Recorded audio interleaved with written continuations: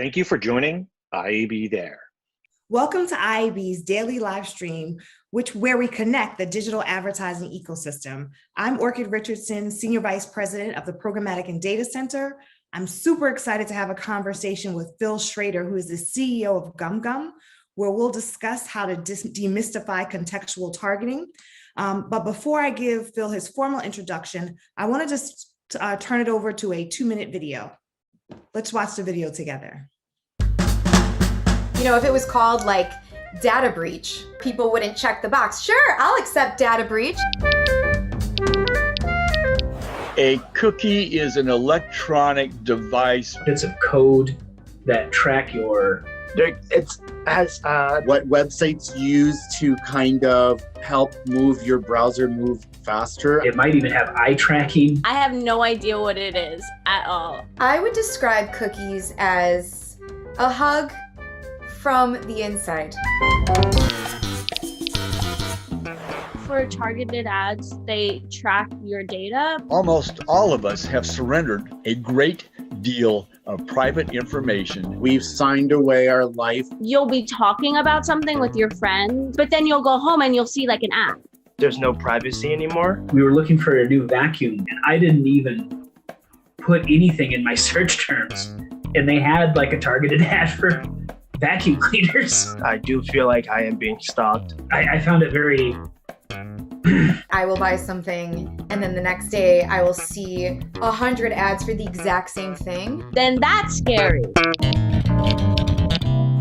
I don't mind there being ads, but the internet cuts both ways. Is like secretly taking this and this and this, and it's creepy. Quit being creepy in my life. Dial it back. Enough with the sneaky stuff. Someday, this is going to blow up because you don't know the word enough. Advertising that isn't tracking my every move, I would feel more comfortable with that. You don't need to necessarily be watching and listening all the time. Whether that's a different kind of advertisement that doesn't take your data. I really wish there was a way that advertisers could sell to me without spying on me. I think there's a way to make everyone happy.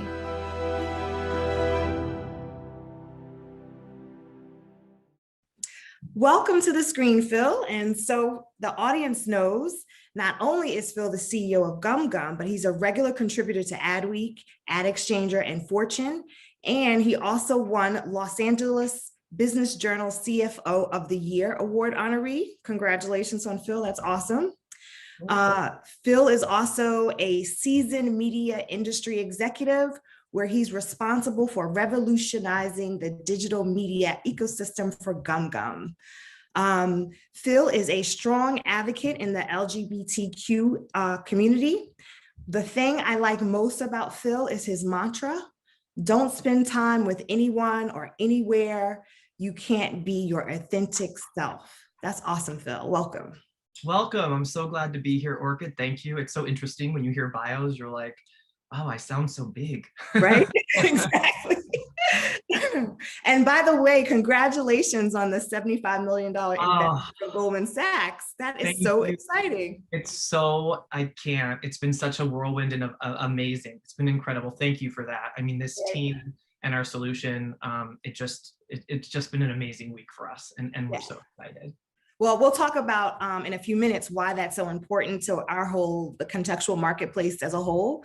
But before we get into it, let's really talk about that opening video. It seems consumers are trying to figure out what's going on and how do we break this down for them. Why don't you take us through it?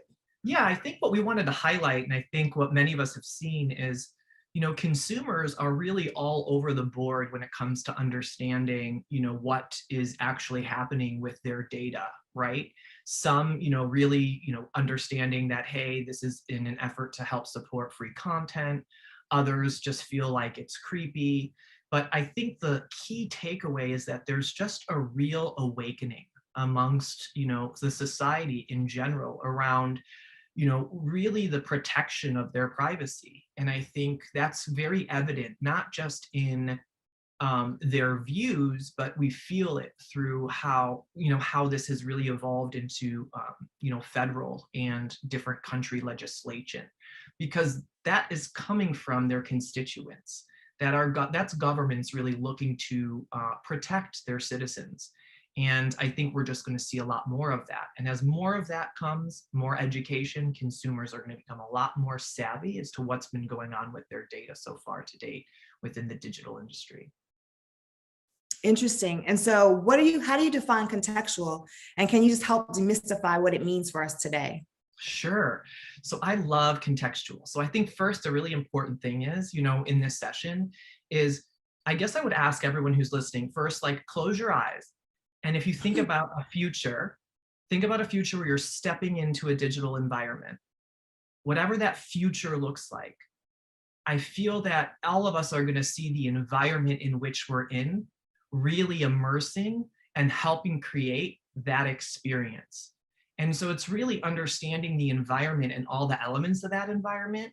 And then how do we use that to then help create great advertising, great experiences for all of us in those digital environments that meet our needs, meet the advertisers' needs, and meet those content and digital content creators' needs. And I think that's what it is. I think we really see a lot from what we've all had to suffer through in this pandemic is this real shift to us just becoming more and more reliant on digital environments as part of our lives. Whether that's just where we get content, where we connect with friends, whether now how we exercise with the screen on a Peloton, whether this is where we're going. And so the environments have never been more important for us to understand, more so than now. That's really interesting that I never saw the connection in terms of how everyone actually has contextual. What are ways for people to cut through the fray? Yeah, so I think, first we have to understand that there's contextual in how we cut through the fray, and understanding what those solutions really are. So I think it's worth us just saying, okay, we're facing the cookies going away, right? Mm-hmm. We're facing the way that we are actually going to be able to reach a consumer. And there's all of these alternatives, shared IDs, Google Sandbox, right? But within those, there's still so many unknowns. There's over 80 different vendors trying to solve for this shared ID, chasing what we had before with cookies and the ease of being able to connect with users, right? Second is we really are only going to see that probably even within those solutions, are there going to be more regulation? Are they going to even be okay to do that? We're talking cohorts, we're talking behavioral assumptions, we're talking anonymizing still groups of people. There's a risk there. Is it going to be sticky? Is it not going to be thwarted going down, further down into the future? And let's be real, what we do hear about those solutions, 40 to 60% maybe in matching, right? So I think that's a risk. And there's a huge other element of the web that we need to address. That's where contextual makes sense. When you look at contextual, right, how do you cut through the fray? There's around 11 contextual providers right now versus the over 80 trying to solve a shared ID. But yet contextual, in our view, is going to be a part of all of our lives, and like it has in advertising from the beginning all the way to the future. And so we really, in thinking about how we cut through the fray, we really need to start to understand currently where we're at in the industry around contextual. Yeah, so I know GumGum has been doing contextual for like over a decade at this point. And so as a result, you guys have probably developed some really interesting capabilities. Do you want to just talk about that right now? Because, a lot of people think about contextual as the old way of doing business, but GumGum has really evolved over time. So I would love for you to help us enlighten us in that.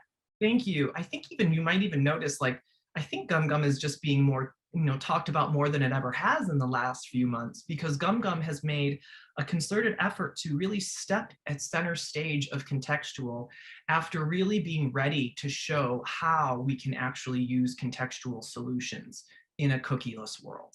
Before I get into specifically GumGum, it's important we look at how we demystify where we're at.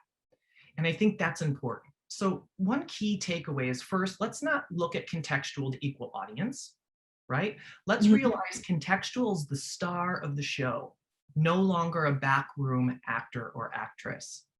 That warrants its own attention, and you need to look at the authenticity of what contextual can do. Let's also look at contextual and how you've used it to date. Right. To date, many people have used it as a secondary or third kind of tactic, with audience being first. It's focusing on, how do I bring this product to you, Orchid, versus saying, Orchid, what environment are you on? And how do I create an amazing experience for you in that environment without any of your personal data? Right? That's important. But right now, we're still holding ourselves back because providers of contextual in that 11 are also grading their own homework, right? They're the ones saying, use my contextual targeting, but I'm also going to help you verify it was safe. I mean, we can't do that as a business, or, I think that's one thing. And so we have to get out of our own way. I've heard, really, Orchid, and, it scares me. We'd love to work with you, GumGum, but, this company offers 3 different products that we can use, and it's just easier for us. We need to stop. Contextual is not a third-class citizen. It's a first-class citizen that needs to be treated as such. I think the other thing is, people don't realize the gaps. When you've been buying contextual to date, do you realize that if you think you're getting video analysis, you're not, you're just getting the page. And what's in that video on a page could be very, very different than what's on that page. That's an incredible, incredible gap. I think the other thing we have to remind ourselves is that innovation has really, stalled in contextual, right? Let's be honest, in our DSPs, on average, we haven't seen a new contextual tech provider in pre-bid in 2 to 4 years. Wow. That's incredible. And now all of a sudden, everyone's like, where is contextual? And I'll get to where GumGum sits. But I think the other important thing for us is, we're forward-looking contextual, not backward-looking. Contextual doesn't equal the past, it equals the future. And with that, that's what leads GumGum to what makes what we believe separates GumGum, or the future of contextual, to what we've become accustomed to in the last few years. They're not all equal. And what I mean by that is, they're not all equal in their methodologies, and they're not all equal in how they pull in and use the contextual environment to help support our industry. For GumGum, right, we have been tirelessly spending our time really focusing on, if we're going to say we're contextual, we have to be able to say we understand all of the content in that digital environment. Right. And that's one key difference. When you think about this, it's, the Media Ratings Council, which is incredible, right? And we can't let history, we can't lose ourselves in history, Orchid. Remember programmatic, and we were all buying programmatic, and then we realized, oh my goodness, 50% of the ads aren't even in view. We're still buying it all, right? And then all of a sudden, we need verification, we need viewability. And then people are like, the brands are like, what do you mean only 70% are viewable and I still have to pay for it? I thought when I was buying programmatic, everything was, viewable. Right. It's the same thing with contextual. We've just been okay with using solutions that just do keyword, or just use the URL, or just the heading of an article, and GumGum has seen that as a huge gap. So it's focusing on the machine learning techniques of pulling in the text, the sentiment, the images, the audio within those digital environments. And I say this not to, toot GumGum's own horn. I say this in the fact that it's important, is that, when we look at, how you're going to sort through the contextual, vendors out there, where everyone's contextual now, right? Let's be honest, just look at it. Go to the Media Ratings Council. Here's one action. Just go to the Media Ratings Council website and, check out who you're talking to and ask them, what are your accreditations? What are your pending accreditations? Because a pending accreditation takes years to get through with their methodology. Right. That is key. And for GumGum, I watch every month. I look at it every month. We are hopefully, knock on wood, been working tirelessly for the last few years, should be the first property level ad verification and content level brand safety provider for display, mobile web, and OTT.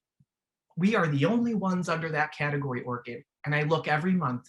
No one new has applied. No one new has applied. No one new has applied. We need that because, that's really what's going to separate and help us to think how contextual really does evolve. So you know, I think hopefully that helps a little, you know, and I think it's really about level setting and kind of helping to get through the noise, but really challenging innovation for contextual to stand on its own. Yeah, that's a lot to unpack. The things that you outlined. I think the most critical thing from a buyer's perspective is the ability to leverage this brand safety environment. That has been like the #1 challenge in 2020 when you think about everything that's happening in COVID.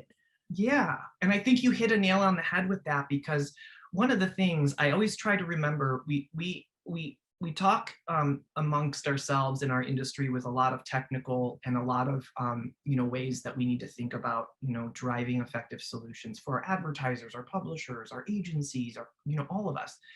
But we need to really bring it back to a human level. Right. And so for me, how I always look at this is I spent 22 years in the closet. And in those 22 years in the closet, and knowing how scared I was, my environment was everything. It was everything. I had to pay attention to every situation I was in because it was a matter of survival in my mind. Right or wrong, it was that in my mind.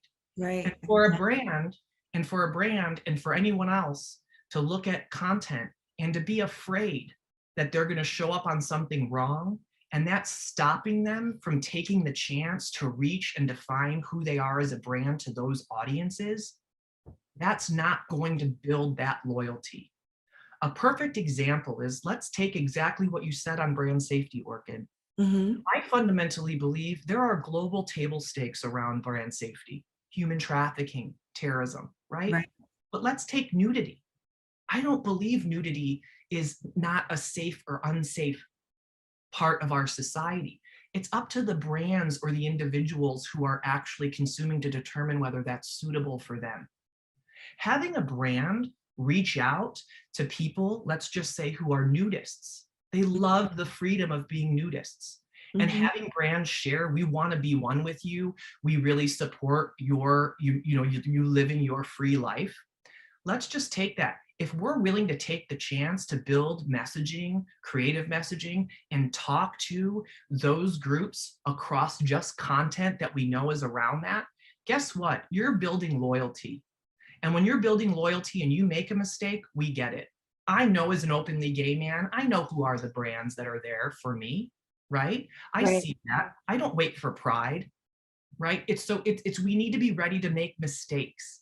So when we go to some of these key takeaways, that's one of my key takeaways, right? We're not going to be perfect, but let's err on the side of let's go for it and let's build and show all of our consumers with who we are. 1, respecting their data.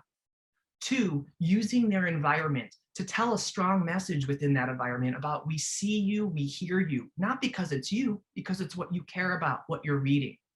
And let's think about what we're building. You know, I've talked to many of my friends, for example, who have struggled to have a baby, but yet they still have to buy a baby gift for their friends. But we're going to drop them in a cohort when they're struggling to then keep following them around. That's tough. Let's just stick with the environment, right? You know, so I think that is one of the key takeaways. And, you know, to play off that, Orchid, you know, you and I talked a lot about this, and it was so great when we spoke earlier, because I'm so excited that the IAB is really leaning into, you know, contextual and just even really looking at it as its own separate working group, its own separate best practices, because it is something that's going to be here for the long run. And so I'm super excited about that. Yeah, no question.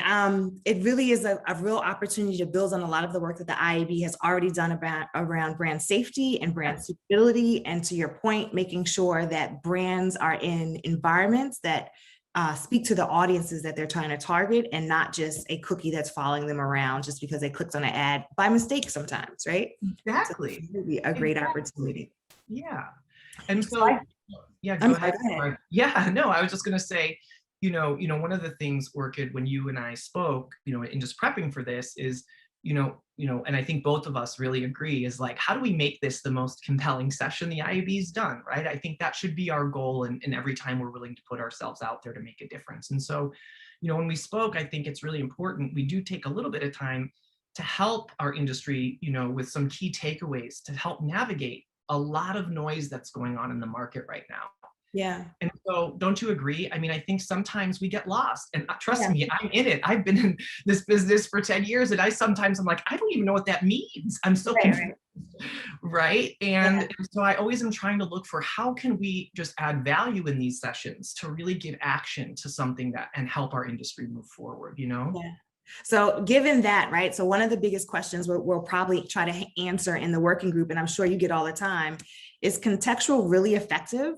And if it is effective, how are you measuring it and proving it to a brand through doing it? That's an amazing question. So yes, contextual is so effective.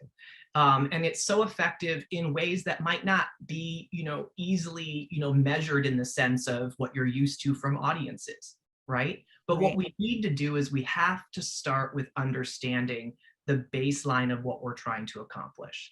And so the reason we're having this conversation, Orchid, right now is because I wasn't going to have this conversation or start to put GumGum out there until we had validation and proof points, right? So for us, we've been working hard to really do third-party research, bake-offs of our tech against others, not just so that we can show like how well we perform, but to actually establish benchmarks for the first time. Because right now, we've been buying contextual, but how do we know if it's even landing in the right contextual environment? So our studies, the studies we've done with Dentsu, the ones that were in the works with other agencies, are to actually say, yes, let's get humans to look at how we're executing our contextual tech and really tell us, did this align? Is this matching? Is this right? And start to build those benchmarks. The other thing we need to think about is, at the end of the day, it's driving value for our advertisers, right? And it's also driving value for our publishers. And it's not just monetization, it's those publishers, users they have with dedicated consumers of their content. So what's fascinating is PIs and cost per engagements in contextually driven, smart contextually driven buys when you don't use audience. Now, if I know, Orchid, you are in the market for buying a car, and I'm going to target you as we've become accustomed to, it's going to cost me a pretty penny to reach you, right? But if I can be smart about contextual environments and where I know different pieces of content, car listings, different ways editorial, and I create an ad experience, yes, they might be more accurate in specifically reaching you, but the cost to reach that and use that tactic is significantly less. And you're showing a greater engagement on an overall cost per execution. That's powerful. Needless to say, and I can go on, that even if you miss the mark on contextual, meaning, yeah, I thought this person because of the context was in the market for buying a car, that's okay. The brand is resonating with them because it's in the environment they were expecting, because they're consuming content when we're showing it, right? So I think that's important. So that leads me to those key takeaways. And I think, not to jump ahead, but I think the key takeaways are really important. If when I said at the beginning, you believe the immersion of your digital environment is going to have signals that's going to tell you how to create an amazing experience to reach your consumer, then you need to understand what your contextual objectives are, short-term and long-term. Right. You need to not overcomplicate it, right? You just need to be able to say it's yes, brand safety, but it's beyond. Let's really try to open up the rest of the web, look at this amazing content, and let's think about how we can do more and test, right? And then I always say, Orchid, take the time to vet your provider. Time is our best present and gift. So for me, a couple things. Someone says you're contextual, great. Are you accredited? Great, which ones? Are you in the process? Great, which ones? Oh, you're not, great. You use a third party to help support that, great, which one? Right? Oh, you don't. Okay. Do you have research, third-party research, not just your own case study? Do you have that? Okay, no, not yet. Okay, great. So I'm not saying you don't have a solution, but let's move that into an innovation testing, right? But the other ones, when you say yes to those should be the ones you need to be really diving deep in now to really help in such a critical time. And then they will be able to work with you to set up testing and research, running studies, like how this works versus this. We are running video contextually only driven PMPs with our data, Orchid, right now. Wow. And it is crushing it for one of the largest CPG brands.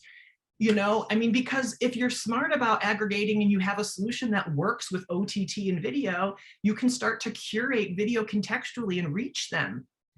And I think that's what's really important. So stop making it where contextual equals audience. Start making it where contextual provides you the perfect opportunity to tell the right story for the person engaging in that content, and you will win. Right. So let's not make it overcomplicated, you know? Yeah. I think that's a great place to end. I'm so optimistic about what to hold in contextual. One thing I do want to ask you before we go is like, what do you think the future of contextual is? Like, so Goldman Sachs invested a huge amount of money in GumGums. Yeah. So where do you think we're headed? So I think we're heading into what is going to be the most amazing space. So here's what I always say. I'll just use this as an example. Okay. I love Starbucks, right? So here's Starbucks. Like I said to you, like Starbucks right now, we've focused on saying, here's Starbucks. They've created a message, right? And they know who their ideal target user is. And we've used cookies to target. So I'm going to reach Orchid, right? I want to reach you and I want to get to you. So I know you're there, and Starbucks is going to send you a message to get there. We know you like coffee. We've been tracking data around what you do, and we're going to do it, right? The future of contextual is the reverse. The future of the contextual is all of your different environments are actually going to the advertiser, and the advertiser's creative is magically making magic happen, in each one special, unique, and in that environment. Wow. That's where we're headed. That's where we're headed. So Starbucks gets to not have to create one message and then try to tie it to people. They get to create many different messages that really align to the environment and really speak, integrate, and respect that consumer. And I think that's where we're going. But first, you can't get there unless you're partnering with technologies that are AI-driven, that have been trained for decades, and that look at all the elements of the environment, not just a keyword, not just a title. I need to know what's in that photo. Right. I need to know the sentiment. I need to know the tone. I need to know what it's saying so that I can help Starbucks match that right message to that environment, which will be very different to each different piece of content or digital environment we experience. That's the future, and that is what we are so excited to help lead. And I think because of the cookies, you know, this has been GumGums' passion, right? But the cookies just really kind of started the barn on fire, and now it's just adding a lot of fuel, and people are just running to contextual, which is so exciting for us. And the Goldman deal is just, we're so blessed to our partners, our clients, and to Goldman, and we think their validation in our solution, in our tech, you know what, and honestly, most important, in our team, you know, and how we're trying to do it our way. And so I think it's going to be a game changer for the industry, and we're really excited to work with so many great, talented, smart, innovative leaders. And remember that the changes and the innovations we make in ad tech, you know, really sometimes are key to triggering those into other industries as well. And I think this is a real exciting time for us. Yeah, I'm super excited. So for the audience, you guys don't know, but Phil has recently joined the Programmatic and Data Center board, where he'll be leading some work on contextual. So I'm super excited that he's going to be partner with us. So Phil, thank you for giving us some time today. This was really, really an awesome chat. It was amazing, and thank you, Orchid, again. Like I would say to the IAB and to all of you know, the members of the IAB, thank you for really, you know, pushing contextual. Thank you for supporting us in new innovative solutions, and giving us an opportunity to share what our solution is, but how we're thinking about changing, you know, the future together. And I think it's an exciting time for all of us. It's absolutely, and for those. And it's definitely exciting. And for anyone who's interested in learning more about contextual targeting, please feel free to visit the IAB.com. We actually have some documents that you can download on the best practices to understanding brand safety, brand suitability in a contemporary media landscape. You can also feel free to email me at orchid@iab.com if you have any questions, and I can put you in touch with Phil, and we can take it from there. But nevertheless, I want to say thank you again, Phil, for joining us. IAB There is a production of the Interactive Advertising Bureau.